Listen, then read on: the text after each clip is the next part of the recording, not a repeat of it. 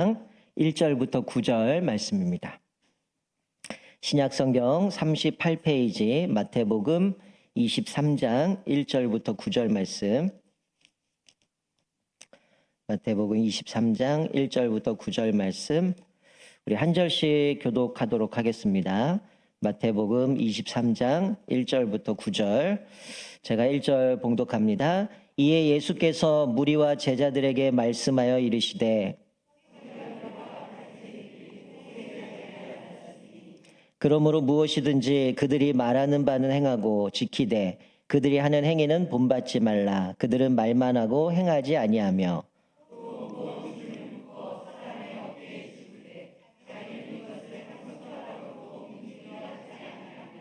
그들의 모든 행위를 사람에게 보이고자 하나니 곧 그 경문띠를 넓게 하며 옷수를 길게 하고 시장에서 문안받는 것과 사람에게 랍비라 칭함을 받는 것을 좋아하느니라.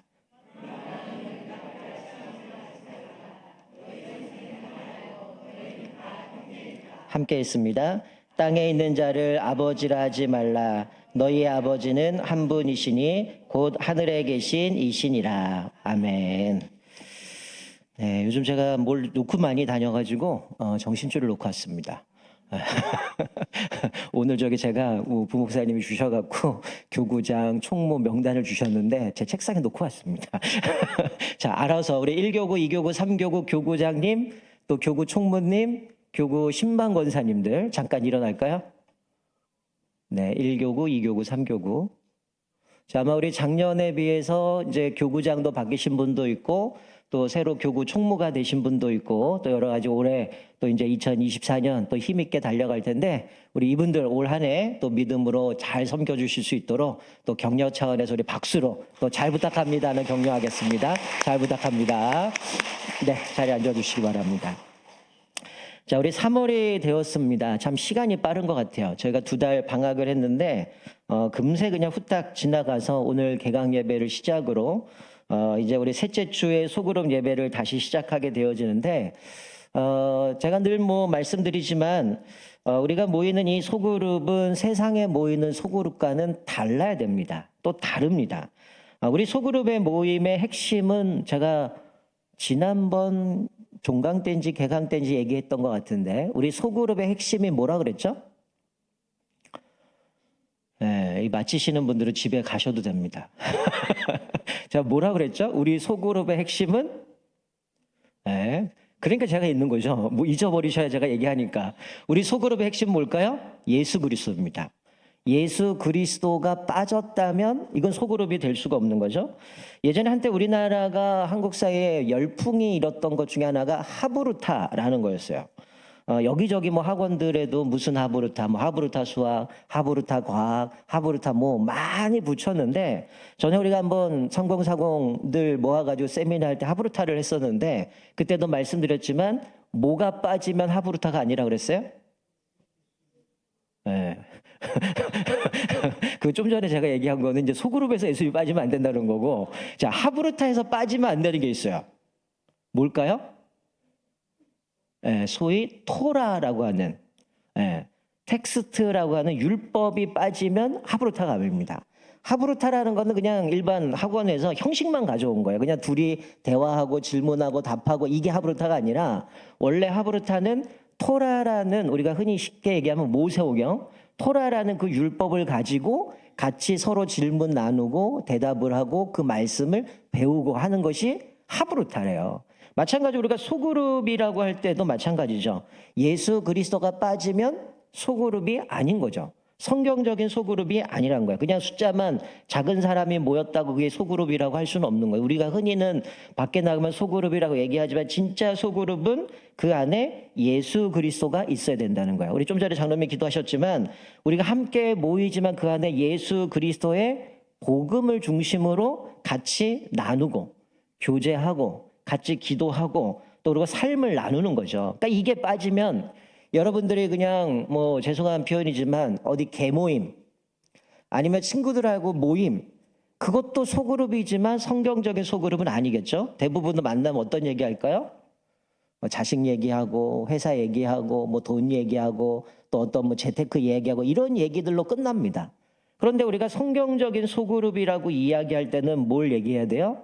말씀을 근거로 우리 삶을 나눠야 되는 거죠. 우리 아까 찬양했던 것처럼 그 찬양 중에 하나가 내 삶으로 하나님 앞에 찬양을 드리고 노래를 하고 예배 드립니다는 가사가 있었던 것처럼 이 소그룹이라고 하는 거는 예수 그리스도를 중심으로 모여서 같이 말씀을 가지고 교제하고 기도하고 위로하고 권면하고 세워주는 시간입니다.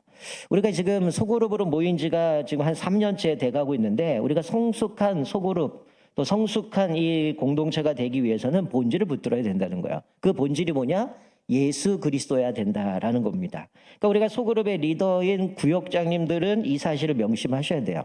우리가 그냥 주일날 오후에 모여서 그냥 뭐 삶 나누고 또 농담 얘기하고 사회적인 얘기하고 그러고 헤어지면 그 소그룹이 아니에요.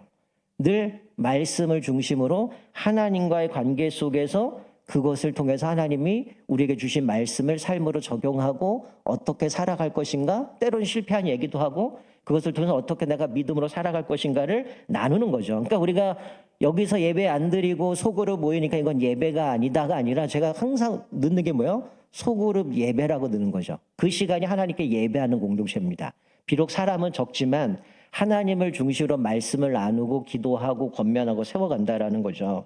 우리가 사도행전 2장에 보면 우리가 잘 알다시피 뭐 2장에 보면 그 초대교회 공동체 이야기를 나눕니다. 그들이 날마다 마음을 같이 하고 그들이 성전에 모이기를 힘쓰고 집에서 떡을 떼고 그들이 하나님을 찬미하며 온 백성에게 칭송을 받으니 구원받는 사람이 날마다 더하게 하셨더라라고 말씀하는데 그 공동체를 보면 그냥 뭐 성전에도 모이고 집에도 모이고 집에서 그냥 떡 떼고 이야기 나눈 걸 속으로 얘기하지 않아요.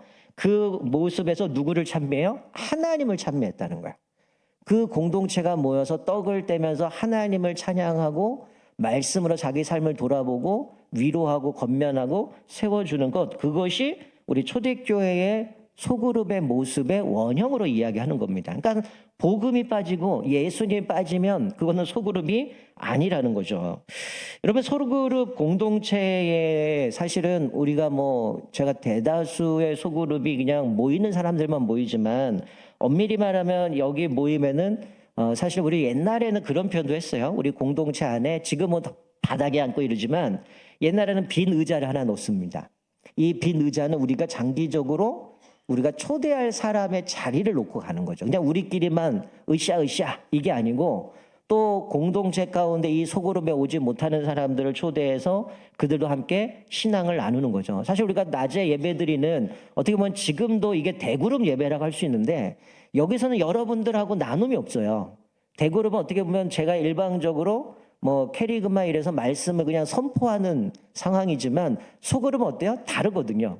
우리가 같이 나눈 말씀을 서로 그것을 고백하고 나누게 되고 내 생각들, 나는 이런 부분에서 은혜 받았고 나는 이렇게 적용할 거고 나는 이런 문제가 힘든데 이런 부분을 나를 위해서 기도해줘. 이게 사실 서로 간의 교제를 통해서 신앙을 고백하게 되어지는 거거든요. 그래서 이 소그룹에서는 서로의 아픔들, 때로는 상처들, 그리고 그 사람들이 가지고 있는 여러 가지 고민들 함께 말씀을 통해서 기도를 통해서 그것들을 회복해 가는 겁니다. 그래서 여러분의 소그룹에 사실은 가장 중요한 것은 이 말씀을 통해서 치유가 있어야 되고 회복이 있어야 되고 풍성한 은혜의 교제가 있어야 된다는 거예요. 그게 바로 소그룹의 공동체가 건강하게 세워가는 겁니다.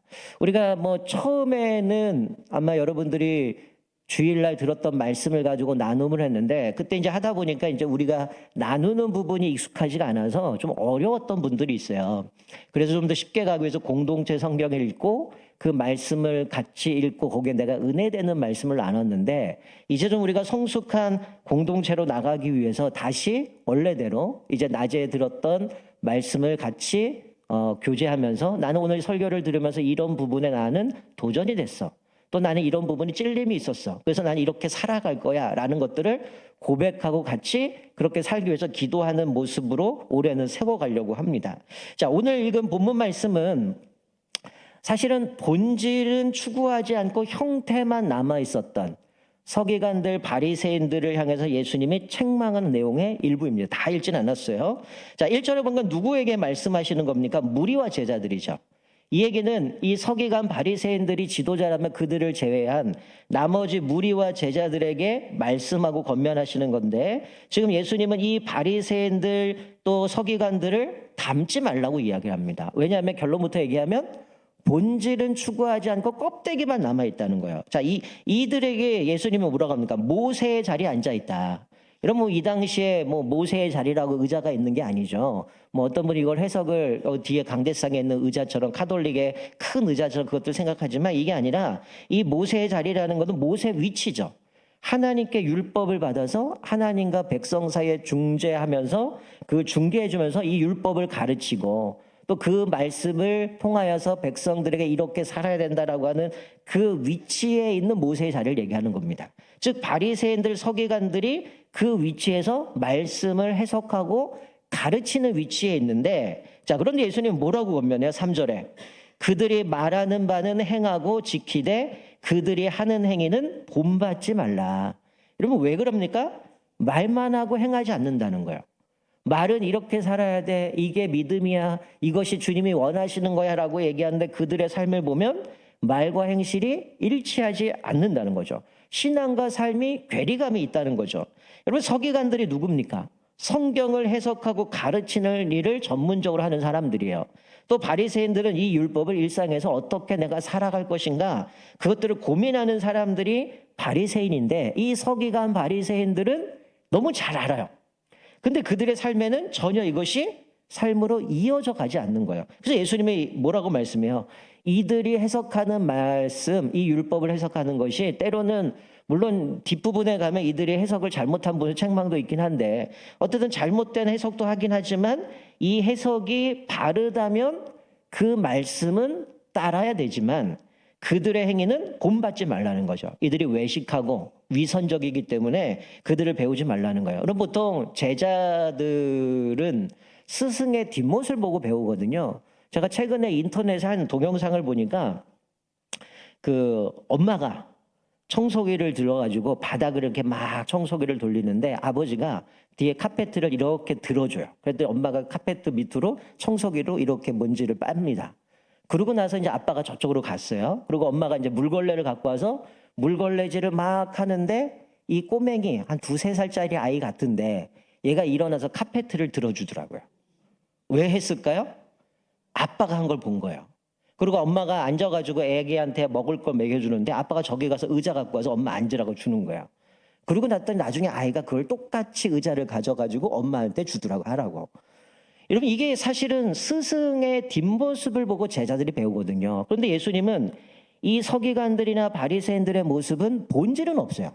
껍데기만 남아있기 때문에 그들이 가르치는 말씀의 해석이 바르다면 그것은 지켜야 되지만, 만약에 그들이 가지고 있는 행위들, 본질은 없는 껍데기만 있는 것들은 쫓아가지 말라라고 이야기를 하는 거죠. 여러분, 오늘 읽은 본문 말씀해 보면 이렇게 얘기를 해요. 이들이 뭐 한다는 거예요? 사람들에게 무거운 짐을 어깨에 지워준다는 거예요. 여러분, 이게 율법이 어떻게 보면 그들에게 짐이 될 수 있죠. 이거 이렇게 하면 안 되고 저렇게 하면 안 되고 어떤 여러 가지 뭐 하지 말라, 뭐 해라, 이런 율법들이 있다 보니까 사실은 율법을 알면 자기들이 해야 될 것, 하지 말아야 될 것이 있다 보니까 이들에게 짐이 될 수 있어요. 원래 좋은 스승은 어떤 사람입니까? 이들의 짐을 덜어주는 사람이에요. 근데 오늘 본문에 나오는 이 서기관들, 바리새인들은 이 사람들의 어깨에다가 짐을 더 지워준다는 거예요. 근데 예수님 뭐라고 말씀해요? 짐을 옮기거나 짐을 빼주는 사람이야 짐을 더 주는데 이 사람들의 그 짐을 지운 사람들을 돕기 위해서 손가락 하나도 까딱하지 않는다. 그러니까 사람들에게 무거운 것만 심어준다라는 거죠. 여러분, 예수님은 어떠셨어요? 우리에게 수고하고 무거운 짐진 자들 다 내게로 오라. 우리 자막을 볼까요? 자, 마태복음 11장 28절부터 30절. 마태복음 11장 28절부터 30절 우리 자막 같이 한번 읽겠습니다. 시작. 수고하고 무거운 짐진 자들아 다 내게로 오라. 내가 너희를 쉬게 하리라.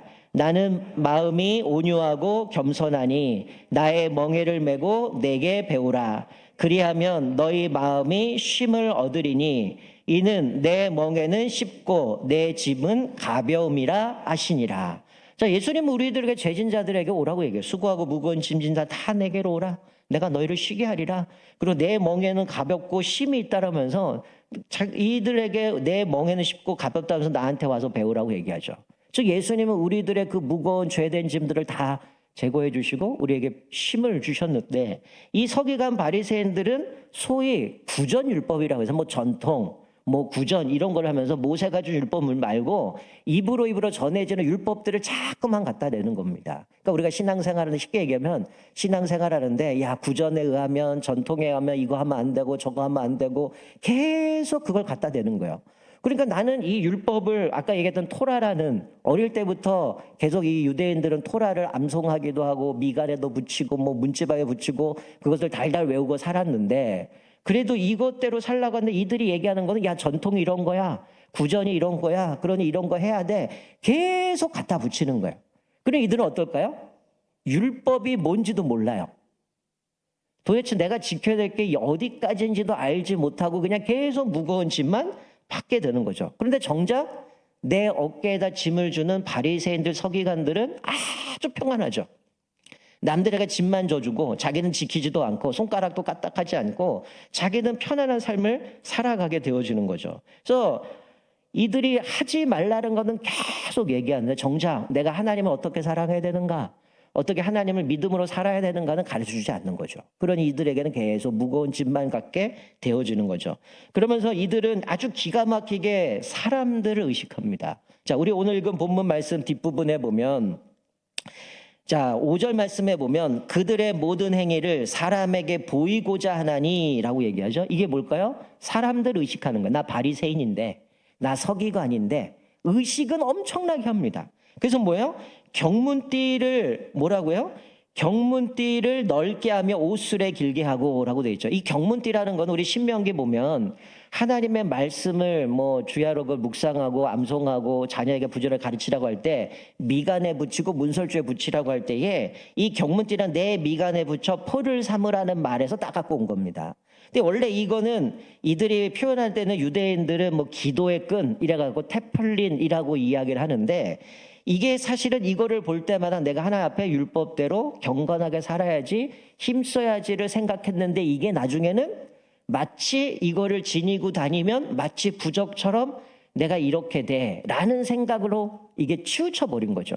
그러니까 이거를 보면서 내가 말씀대로 살아야지가 아니라 마치 부적처럼 내가 이걸 갖고 다니면 내가 안전할 거야, 내가 이거 갖고 다니면 뭔가 좀 평안할 거야, 이런 모습으로 흘러갔다는 거죠.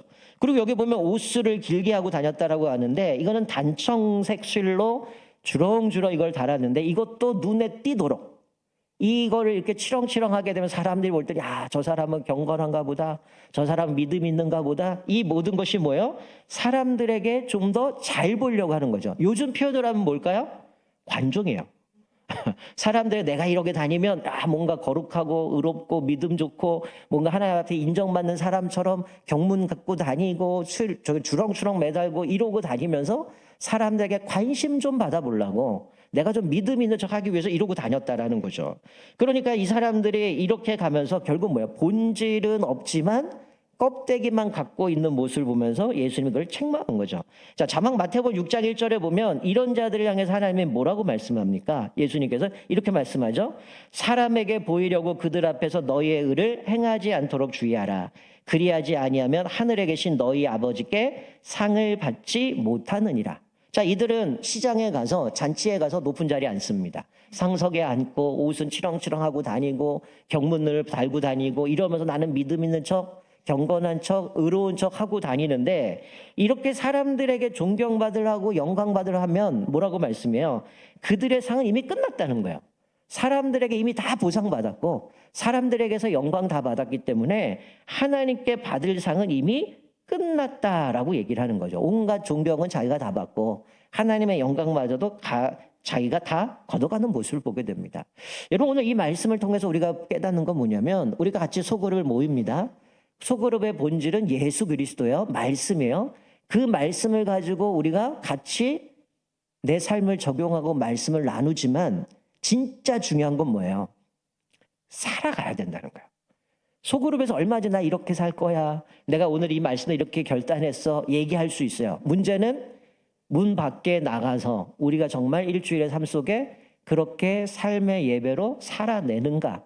그렇게 살지 않는다 우리 속으로 의미가 없는 거죠. 암만 여기서 나 이렇게 살 거야. 오늘 이게 은혜 됐어. 근데 삶은 그렇게 뒷받쳐 주지 않으면 지금 예수님이 말씀하신 것처럼 서기관들 바리새인들처럼 야 얘네들이 이야기하는 성경 말씀은 분명히 잘 해석했으니까 그거는 따라야 되지만 쟤들 행위는 따르지 마. 쟤는 위선적이고 저 사람들은 다 외식적이고 하나님 말씀대로 살지 않아라는 거죠. 우리도 마찬가지입니다.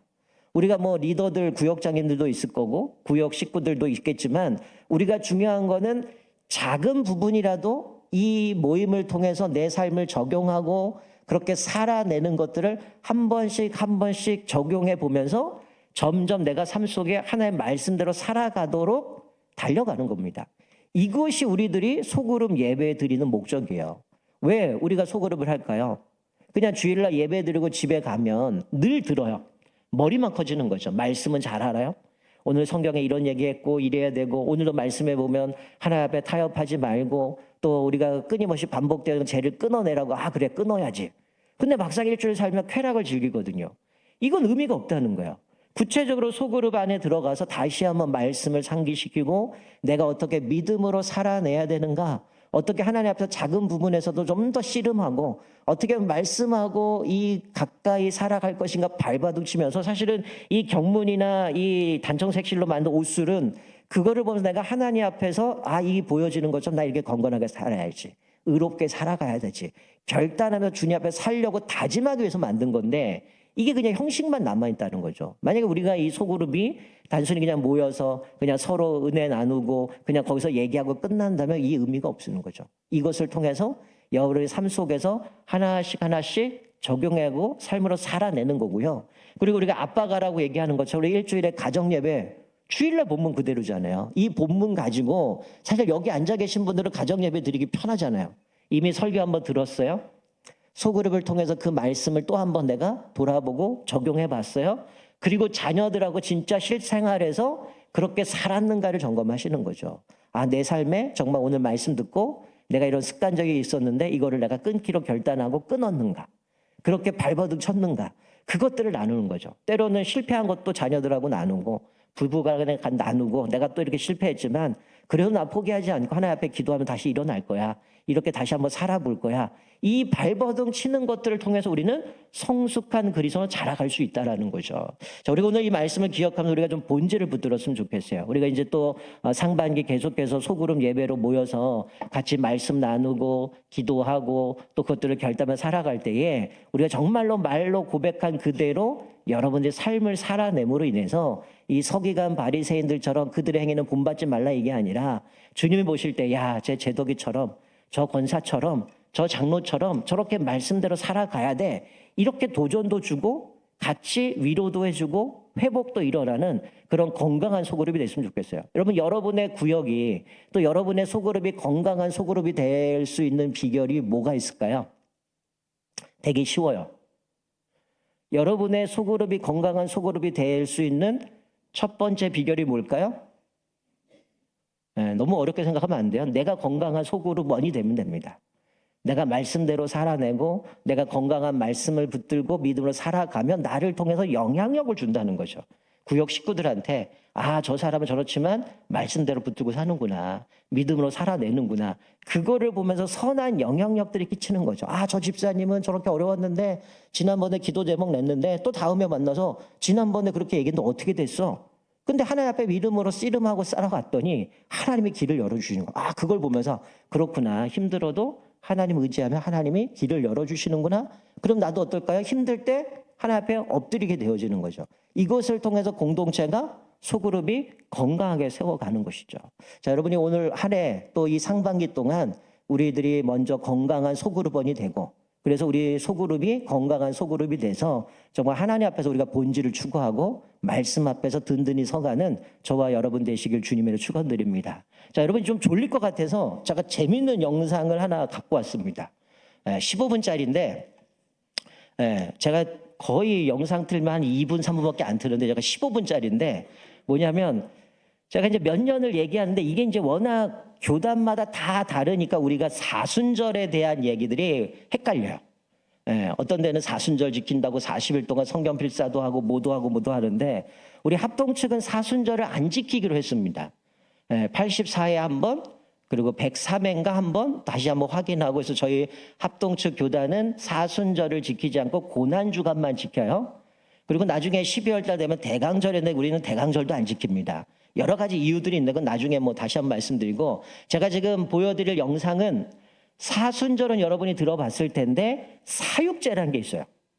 사육제와 사순절과 연결해서 화가가 그림을 그리면서 이게 본질은 빠져 있고 형식만 남아 있는 그 모습을 그림으로 그렸는데, 그거를 이제 교회교육연구소라에 있는 목사님이 이분이 이제 신학을 하고 목사가 되고 나서 나중에 이제 석사를 미술 그 사학 쪽으로 공부를 하셔가지고 이 그림을 가지고 아주 이걸 자세하게 설명해 놓은 영상이 있습니다. 아마 여러분이 이 영상을 보면 아, 사순절이 저런 거구나, 사육제가 저런 거였구나, 왜 우리가 이런 것들을 지켜야 되는지 말아야 되는지를 좀 분별하실 것 같아서 제가 좀 본질과 연결된 부분이기 때문에 좀 영상을 보고 우리 찬양하고 기도하도록 하겠습니다. 우리 잠깐 영상을 좀 보겠습니다.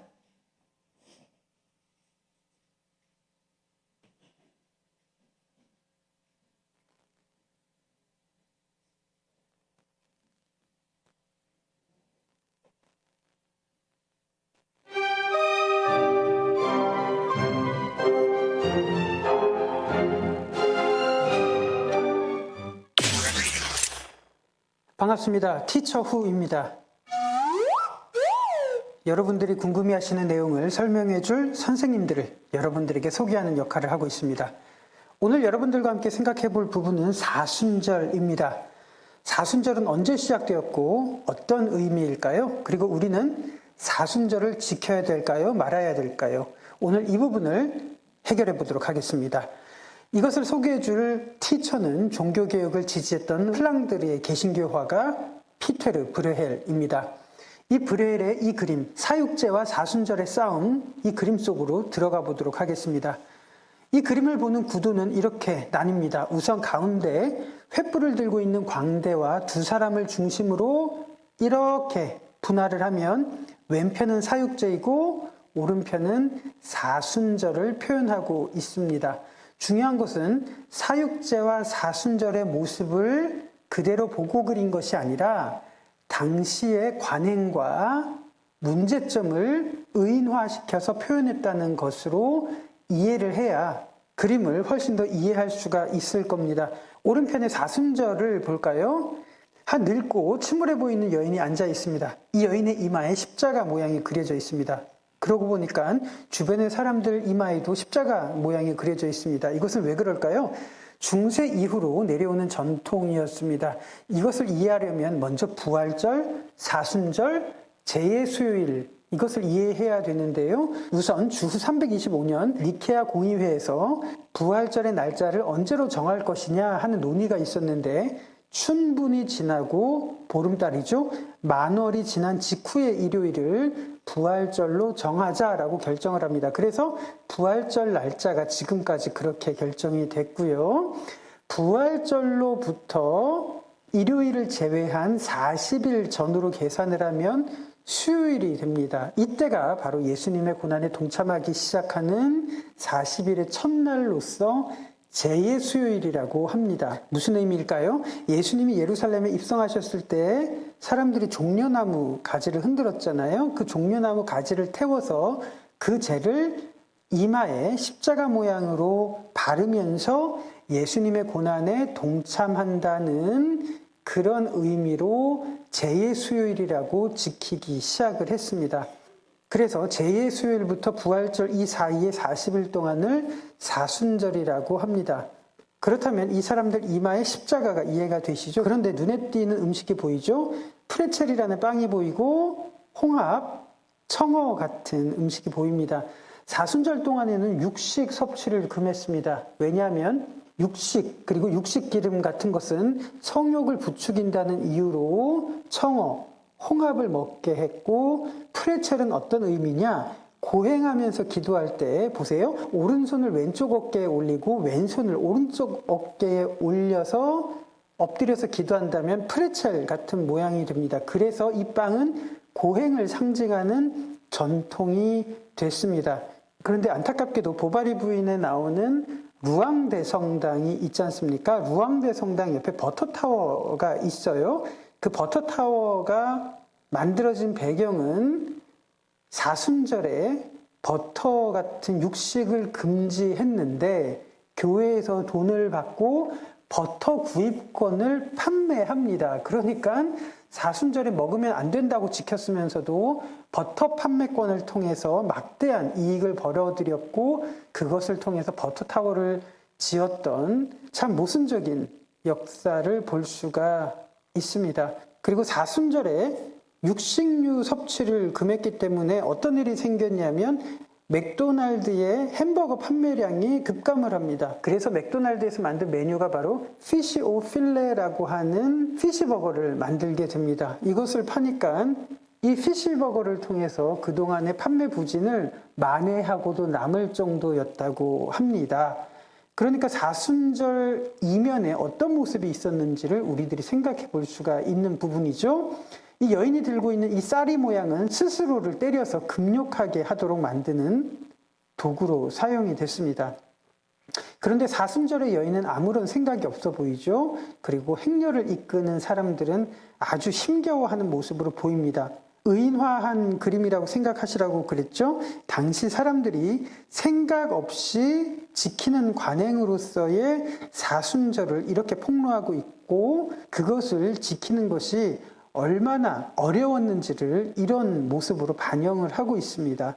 금식 고행을 40일간 해야 됐으니까 당시 성직자들조차도 사순절은 제발 10년에 한 번 정도만 있었으면 좋겠다고 말할 정도였습니다. 그 뒤를 따르는 사람들을 보시면 사순절의 의미와는 아무런 상관없이 그냥 관행을 지키는 천진한 표정으로 따르고 있습니다. 마치 프레첼 빵을 먹거나 이것을 들고 다니는 것이 사순절을 지키는 것과 같다고 생각한 그런 모습처럼 보이지 않습니까?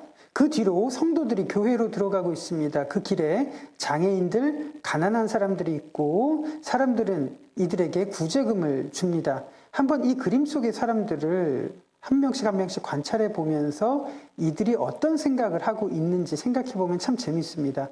이들이 구제를 해야 하는 이유가 무엇일까요? 마음에서 우러나기 때문이 아니라 이렇게 구제를 해야 그리고 선행을 쌓아야 구원을 받을 수 있다는 가르침 때문입니다. 그러니까 구제를 하면서도 옆에 사람이 얼마를 냈는지 비교하는 이런 모습도 브레헬은 가감없이 표현을 하고 있습니다. 이 성도들이 교회에 들어갈 때는 이런 모습으로 들어가는데 교회를 빠져나오는 사람들을 보시면 이렇습니다. 교회 건물을 빠져나오면서 사순절 절기를 내팽개치기에 여념이 없는 모습처럼 보이지 않습니까? 이런 거랑 비슷하지 않습니까? 예배가 시작할 때는 졸음이 와서 견딜 수 없어 하다가 설교 마지막 부분에 이런 멘트 있잖아요. 사랑하는 성도 여러분, 그렇게 되시기를 주님의 이름으로 축원합니다. 이러면 나도 모르게 잠이 깨는 것처럼 말이죠. 그런데 이런 멘트는 왜 몸부터 반응하는지 모르겠습니다. 그걸 브레헬도 너무 잘 알았던 것 같습니다. 이들의 금욕과 고행의 진심이 바로 어떤 것인지 이런 그림을 통해서 보여주고 있기 때문에 그렇습니다. 이제 왼편으로 한번 우리의 시선을 이동해 볼까요? 왼편은 사육제를 나타냅니다. 이 말라빠진 여인과는 대조적으로 탐욕스러운 남자가 술통을 타고 꼬치구이를 들고 있습니다. 왼편은 사육제를 나타냅니다.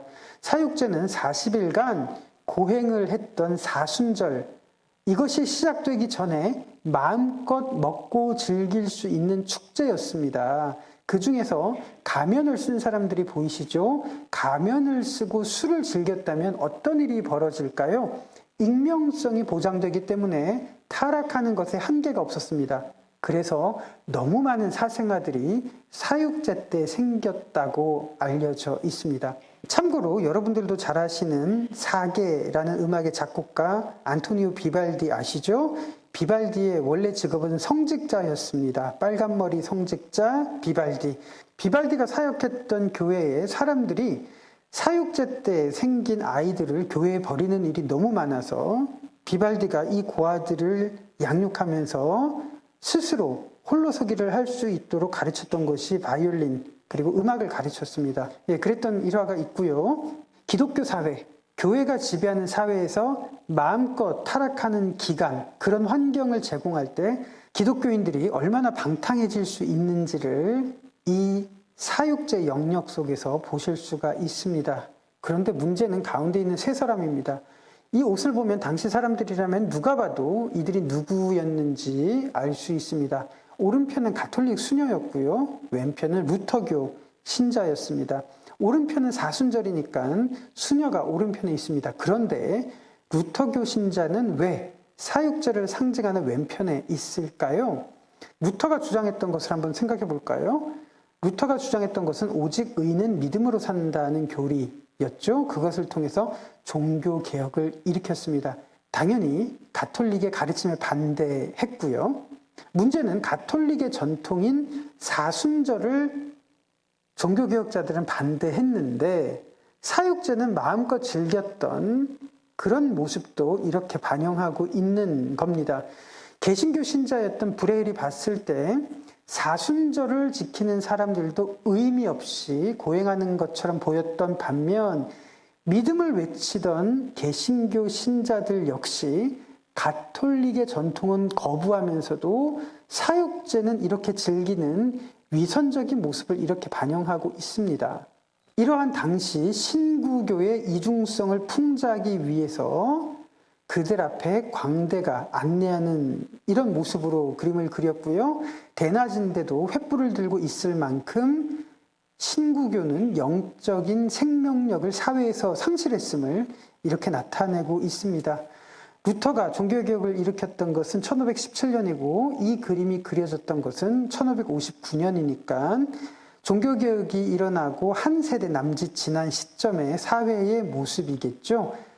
자, 그런데 브레일이 죽기 전에 루브르 박물관에 소장된 바로 이 그림, 불구자들 혹은 거지들이라는 제목의 그림을 그렸습니다. 이 그림이 바로 사육제와 사순절의 싸움, 이 속에 들어 있습니다. 어디에 있는지 찾으실 수 있습니까? 네, 사육제 한가운데 장애인들이 이렇게 모여 있습니다. 브레일은 왜 이런 장애인들을 사육제 한가운데 그렸을까요? 가톨릭은 구제와 선행을 통해서 구원에 이른다고 가르쳤지만 루터는 그런 행위들은 구원과는 아무런 관계가 없고 오직 믿음으로만 구원을 받는다고 가르쳤죠. 그러니까 개신교 입장에서는 불쌍한 사람들을 도와도 구원에는 아무런 영향이 없으니까 방치된 장애인들이 많았던 당시의 모순적인 상황을 이렇게 풍자하고 있습니다. 불구자들의 그림을 볼까요? 5명의 사람들이 목발을 짚고 있습니다. 이것은 당시 플랑들의 속담을 반영한 것인데 거짓은 목발을 짚는다라는 속담이 있었습니다. 사회 각계 각층의 사람들이 거짓과 위선으로 얼룩져 있음을 이렇게 풍자하고 있습니다. 여러 모자들은 신분을 나타내고요. 여우꼬리는 거짓의 정도를 드러내는데 가장 많은 여우꼬리를 갖고 있는 사람은 보시다시피 성직자입니다. 사회가 이렇게 위선으로 가득한 것을 풍자하고 있는데 브레헬은 그 원인도 밝히고 있습니다. 보이십니까? 뒤로 지나가는 한 명의 종교인입니다. 다시 말해서 당시의 종교적인 관행을 지키느라 사회와는 담을 쌓는 당시의 종교를 이렇게 반영하고 있습니다. 제가 속한 대한예수교 장로의 합동교단은 사순절이 가톨릭 절기이기 때문에 지키지 않기로 결의를 했습니다. 그러나 감리교, 성공회 같은 교단은 여전히 사순절을 지키고 있습니다. 사순절을 지켜야 될까요? 사순절을 지켜도 되고 지키지 않아도 됩니다. 교단의 결정을 따르면 됩니다. 그렇지만 서로를 비난할 이유는 전혀 없는 것입니다. 그러나 우리가 진짜 비난해야 되는 모습은 바로 이런 부분이겠죠. 사회와는 울타리를 쳐서 담을 쌓으면서 종교적인 관행에 함몰된 채 그것이 진짜 경건이라고 생각하는 것이나 혹은 절기의 참된 의미를 모른 채 속으로는 마지못해 억지로 끌려가듯이 참여하고 그것이 끝나기가 무섭게 내팽개치는 이런 모습을 우리들은 경계해야 되는 것이 아닐까 생각을 합니다. 그리고 다른 교단은 잘못된 관행을 쫓는다고 비난하면서도 자신들은 사육제 속에서 아무런 거리낌 없이 즐기는 이러한 모습은 진리 안에서 자유한 것이 아니라 방종하고 있는 것으로 보아야 될 것입니다. 그래서 사순절을 두고도 당시에 논쟁이 많았기 때문에 브레헬은 사순절과 사육제를 토너먼트 하는 모습으로 그렸는지도 모릅니다. 왜 그럴까요? 토너먼트는 패배한 사람은 아주 치명적인 피해를 입기 때문입니다. 당시의 논쟁과 분쟁들이 종교의 생명력을 잃게 만드는 치명적인 갈등과 분쟁이었다는 것을 바로 이런 토너먼트로 나타내고 있습니다. 그러니까 지금도 사순절을 가지고 논쟁을 벌일 필요는 없습니다. 사순절, 고난주간이니까 금식은 해야겠는데 뭐라도 해야겠고, 그래서 미디어 금식, 탄소 금식 같은 것으로 대체하려고 한다면 그런 모습이야말로 브레헬의 눈에는 프레첼만 먹으면서 그것을 사순절을 지키는 것으로 인식하는 그런 모습으로 표현되는 것은 아닐까 생각을 합니다. 물론 진짜 그 의미를 묵상하고 그리스도의 고난에 동참하려는 마음이 있다면 괜찮겠지만요. 여러분들에게 도움이 되시기를 바라고요. 이 말씀으로 마무리하고자 합니다. 그러므로 먹고 마시는 것과 절기나 초하루나 안식일을 이유로 누구든지 너희를 비판하지 못하게 하라. 이것들은 장래일의 그림자이나 몸은 그리스도의 것이니라. 자, 어떤 의미인지 아시겠죠? 오늘 살펴본 것처럼 그 형태는 남아있는데 본질이 다 사라져버린 겁니다. 뭐 사순절도 그렇고 사육제도 그렇고 중간 다 위선적인 모습 흘러갔는데, 우리가 올 어쨌든 한 해 또 우리가 소그룹으로 다시 모여서 진행이 될 때 우리의 본질이 뭔가, 또 우리 소그룹의 본질이 예수 그리스도시고 또 그 말씀을 통해서 진정한 또 말씀 앞에 내 삶을 돌아보면서 우리가 적용을 살아가는 것인데, 우리가 오늘 또 이걸 보여드린 거는 요즘 또 고난주간이 이제 다가오게 되지만 이게 이제 우리랑 밀접하게 관련되어 있으니까 왜 우리 합동 측 교단이 사순절을 지키지 않는가는 아마 요 카톨릭에서 온 거고, 형태만 남아있고 고행만 계속 강조하다 보니까 그런 고행은 의미가 없다. 그런 고난은 의미가 없다. 오직 예수 그리스도의 그 고난주간만 우리가 묵상하고 그것만 지킨다고 했기 때문에 여러분들이 좀 참고하라고. 그러니까 여러분 다른 교회는 사순절 지키는데 야 우리 교회는 안 지키는 나쁜 거야 이러면 안 된다는 거죠. 진짜 본질이 뭔지를 아셔야 되는 거고. 그래서 저는 이 영상 보면서 뭐 프레첼도 나오고 맥도날드 나오면서 야 이게 또 이렇게 연결이 되는구나 하면서 새로운 관점으로 우리의 본질을 좀 생각할 수 있었습니다. 우리 같이 찬양하고 기도하겠습니다. 우리 주의 길을 가리 우리 같이 찬양하겠습니다.